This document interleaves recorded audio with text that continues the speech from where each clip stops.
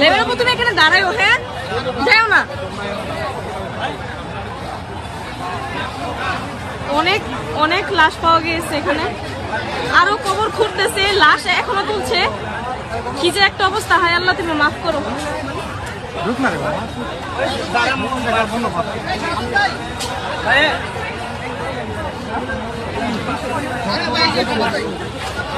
লাশ খুঁড়ে ওদের উঠানো হচ্ছে।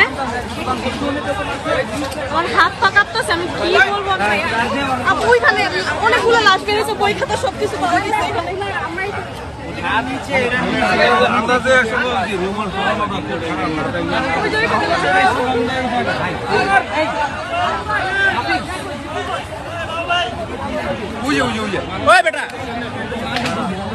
এখানে গণকবর দেওয়া হয়েছে ছাত্রদের, বই খাতা সব পাওয়া গেছে। কিসের গন্ধ এটা?